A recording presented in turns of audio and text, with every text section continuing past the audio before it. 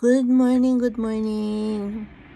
Ito na naman, nakikita niyo ang aking salompas. Para po siyang yung mga veins, yung mga ugat-ugat na maliit. Ayan, nakakatulong po sa akin to sa paglalagay ko nito. Then, nagmamassage po ako ng facial massage po ako. Ayan, para makatulong sa aking nagiging okay naman po siya. Minsan, 'pag nai-stress ako, bumabalik po siya. So ngayon, ito ay ipapakita ko po yung day 2 ko na pagkain ng, oatmeal. Ayan, dadagdagan pa po natin 'yan pagdating ng panahon, eh. Pagdating ng panahon.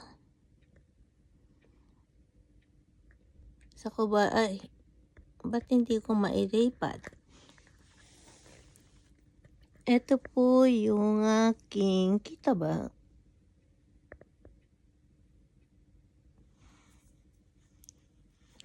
Ayan. Pakita ko sa inyo paano kumain ang isang half paralyzed.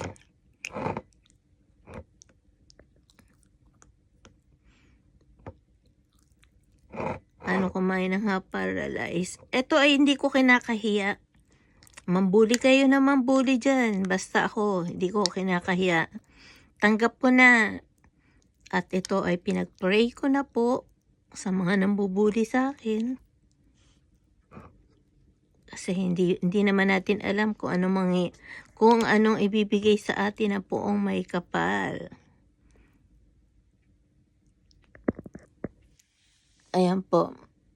Makita nyo po yung half na ko. Diretso po ako magsalita kasi nga continuous ko po yung parang self-therapy ko sa pagsasalita ko para po hindi po siya yung kalahati, yung talagang hindi mo na kayang magsalita dito sa kalahati, walang pakiramdam, wala kang mararamdaman dyan.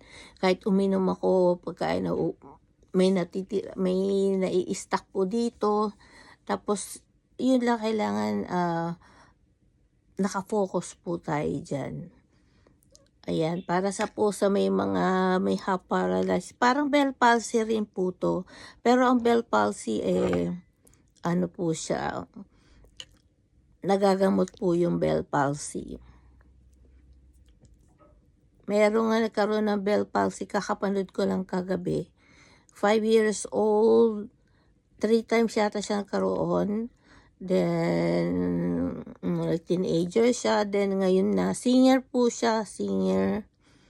Ayun, talagang tumabingi po yung bibig niya. Hirap siya magsalita. Sa awa ng Diyos, hindi naman po tayo naging gano'n. Yun nga lang yung ating nararamdaman ay nawala na po siya. Isang masakit, titiis lang po tayo. Kung hindi nyo kaya, lalo't solo po kayong mag-isa sa bahay, mahirapan po kayong yung iisipin nyo wala kayong pamilya dito tapos walang tumutulong sa inyo. Isipin nyo na lang, kayanin nyo na lang po. Dahil sa akin, kinakaya ko. Kung kukunin ako, okay lang po na kukunin ako ng Poong Ama. Ayan. Okay lang po yun. Tatanggapin ko po yun. Hinahalo ko lang po. Kahapon naubos ko eh. Dati hindi ko nauubos yung ganitong Ayan. Kain po tayo. Good morning. Happy blessed Wednesday. February 26. Sana matuloy na po ako sa embassy. Kahit ako lang po mag-isa. Ayun. Try po natin.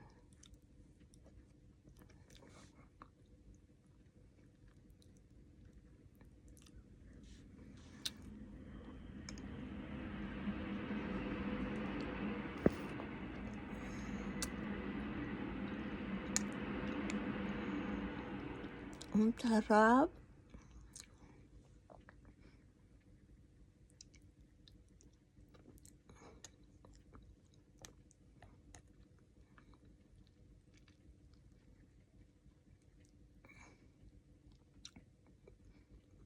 Hindi na po kayo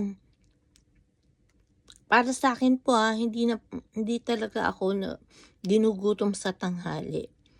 Kahit naman noon hindi naman po ako makain ng lunch, bihira. 'Pag masarap yung ulam kakain po ako.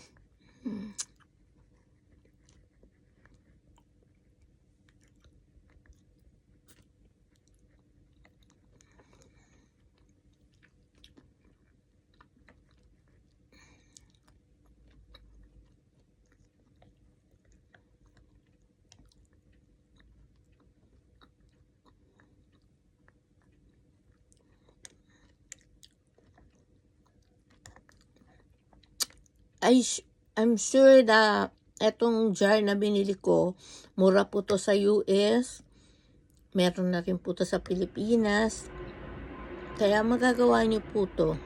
Baka mas mura po diyan sa Pilipinas. Mata-try niyo po 'to.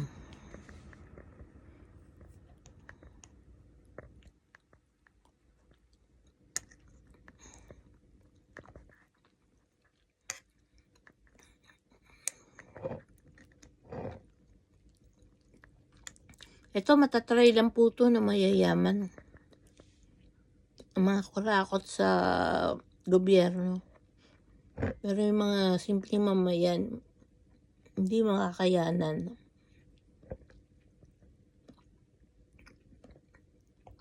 Yung pinaka lowest po hindi makakayanan po 'to. Pero sana po, may pera ang gobyerno. Kayang-kaya po talagang maitulong sa mga mamamayan natin kung hindi nila binubulsa ang pera. Yung pera, sinasabi nila CBP, ganyan-ganyan. Humarap kayo sa salamin dahil mas sahol pa kayo. Lalo ang inyong mga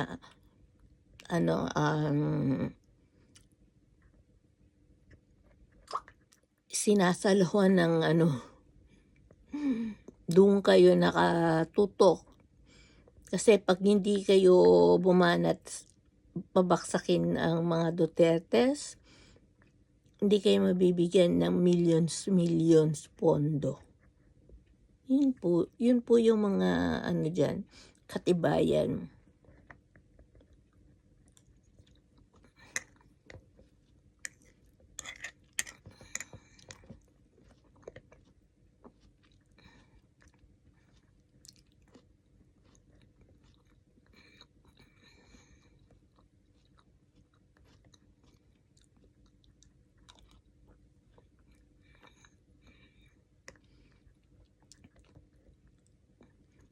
At yung bagong USEC, doon ako pinapapunta doon ako, may isa pang lalaki. Hindi ko feel. Kung gusto nila doon sila. Wala naman ako hinahadlangan sa mga kaibigan ko na, dito lang kayo, sa DDS lang kayo. Hindi ko inaano yung ganun. Pamilya ko lang. May Pengklawan. Yun yung anak ko. DDS po siya. Kasi siya po yung nakakaano na mga kabataan po nakakaalam. Yung mga drogang sa labas. Alam po nila yan. May nag-aalok sa kanya. Kaya mahirap po Mahirap po talaga sa may mga anak na teenagers. Yan.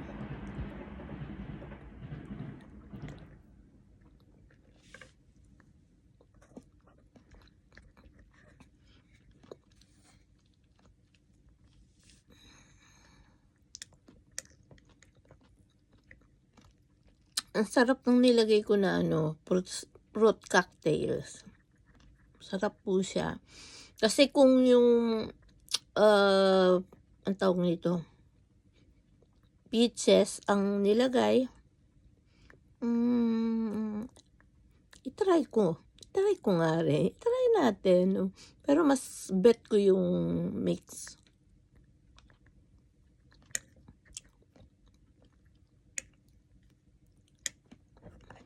Instead asukal lang ilalagay nyo. Konting syrup lang po nung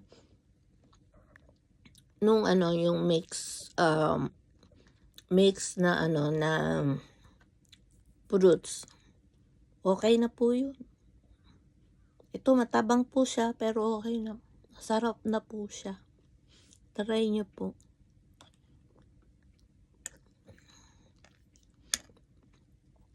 Lalo yung may taniman ng mga oatmeal dyan sa Pilipinas. Sa Pangasinan, alam ko marami nito. Kasi yung best friend ko nga, taga doon yung tatay, magulang. Sila nagbibigay sa amin.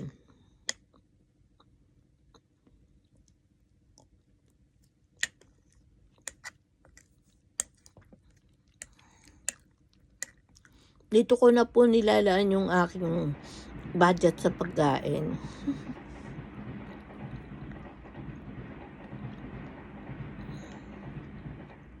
Mura naman yung oatmeal na binibili ko. Meron yung Australian oatmeal. Try po natin pero inaano ko po kasi yung presyo eh. Balance sheet na hindi kaya mag-balance sheet ng mga gobyerno, mga politiko sa Pilipinas.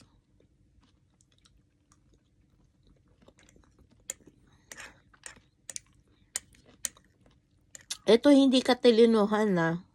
Sorry. Hindi kasi sinasabi sa akin para matali kala inaano ko parang pinagmamalaki mong katalino.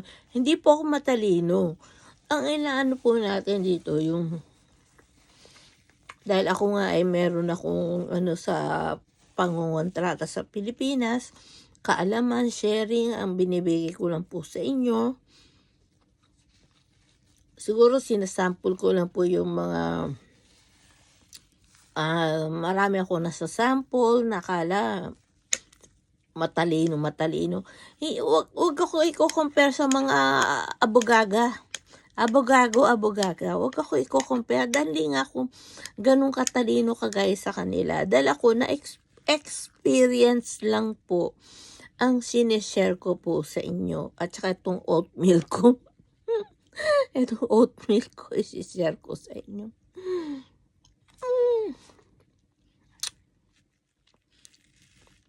Itong kutsarita kasama na dito sa jar.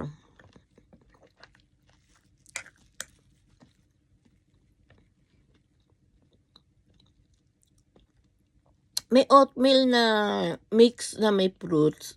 Matamis po kasi yun eh.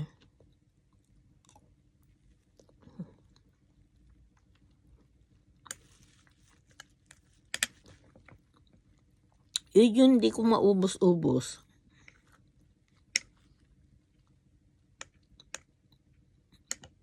Ito talaga, binabad ko muna ng 1 day. Monday ko ba ito ginawa? Tas Tuesday, Monday whole day ko na po siya. Tas Tuesday ko tinry. Tas ngayon, kahapon at saka ngayon, Wednesday, February 26. Ayun po, try po natin. So, may 2 pa akong natira.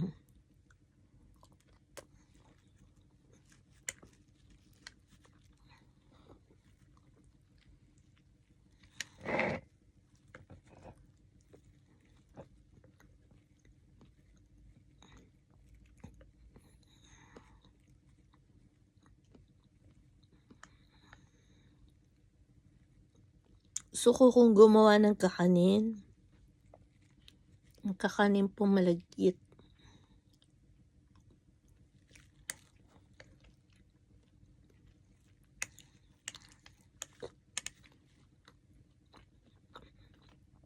mga puto, ganyan.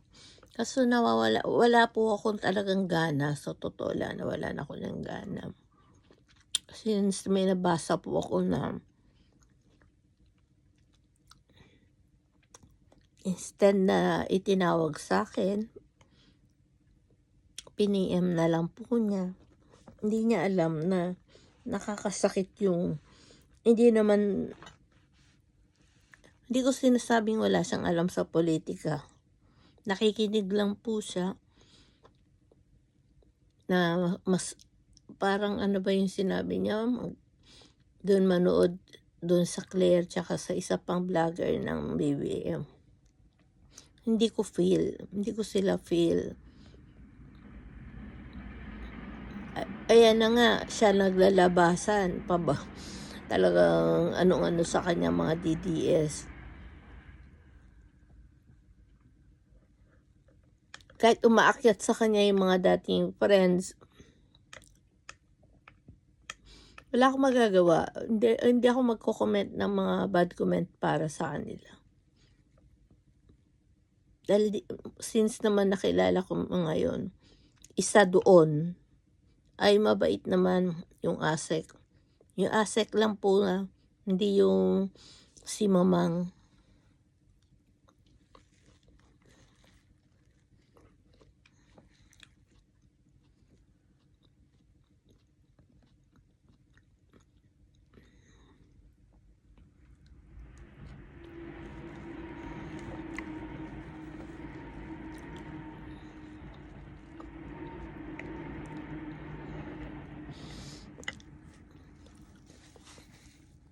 Gaya na nabanggit ni Bibi Sara sa ginawa kay Benigno Aquino, hindi niya gagawin or hindi siya ganun.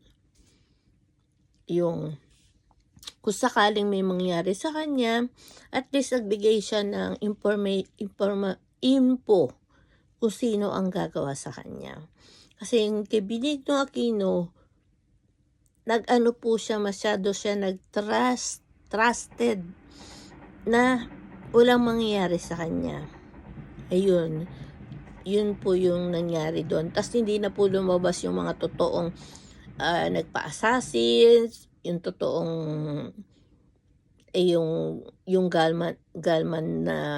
gunman doon nasa baba. Sa baba, isipin nyo na lang paano na tira sa taas, di ba? Ayan. Panahon po nun ay hindi EGK, manunumba. Yun lang po, maraming salamat. Ito po yung aking kinakain.